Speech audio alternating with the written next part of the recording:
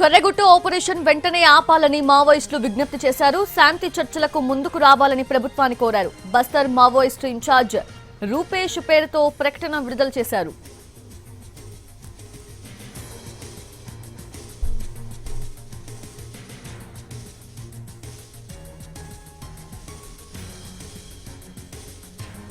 కర్రెగుట్టు operation వెంటనే ఆపివేయాలని మావోయిస్టులు విజ్ఞప్తి చేశారు. శాంతి చర్చలకు ముందుకు రావాలని ప్రభుత్వాన్ని కోరారు. బస్తర్ మావోయిస్ట్ ఇన్ఛార్జ్ రూపేష్ పేరుతో ఈ ప్రకటన రిలీజ్ చేశారు. పూర్తి అప్డేట్స్ తెలుసుకుందాము. మా crime input editor Ramesh Paitla సిద్ధంగా ఉన్నారు. మరి చర్చలకు ప్రభుత్వం సిద్ధంగా ఉంటుందా రమేష్ పైట్ల?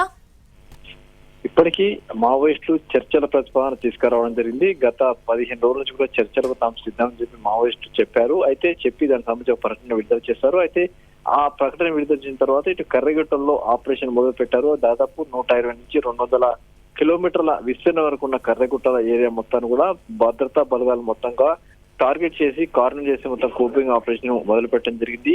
ఇటు తెలంగాణ అటు ఛత్తీస్గఢ్ 2 ప్రాంతాల నుంచి కూడా కర్రెగుట్టలు మొత్తం కూడా కార్నర్ చేసేసి మొత్తం రౌండప్ చేసి ఆ మేరకు కర్రెగుట్టల్లో ఎవాక్యుయేషన్ ప్రోగ్రామ్ ఇప్పుడు కొనసాగుతుంది. అయితే నిన్న జరిగిన ఎన్కౌంటర్ లో 3 మావోయిస్టులు కూడా చనిపోవడం జరిగింది. అయితే ఆ మావోయిస్టులు ఇప్పటికే ఒక ప్రకటన చేశారు. కర్రెగుట్టల వైపు ఎవరు రావద్దు, ఇక్కడ పెద్ద ఎత్తున మందు పాత్రలు ఏర్పాటు చేశామని చెప్పి ఒక ఆదివాసులకు హెచ్చరిక చేస్తూ కూడా విడుదల చేశారు. అయితే ఈ నేపథ్యంలో బచావో కర్రెగుట్టలనే పేరుతోటి భద్రతా బలగాలు ఏకంగా ఆ కర్రెగుట్టలు మొత్తం క్యాప్చర్ చేసే ప్రయత్నంలో భాగంగా ఆపరేషన్ దాదాపు 3 నుంచి 5,000 మంది భద్రతా బలగాలు ఆ ఆపరేషన్ నిర్వహిస్తున్నారు. అయితే ఇప్పటికీ డ్రోన్లు కావచ్చు, హెలికాప్టర్ ద్వారా ఆపరేషన్ ఇంకా కొనసాగుతుంది. కూపింగ్ ఆపరేషన్ నడుస్తుంది.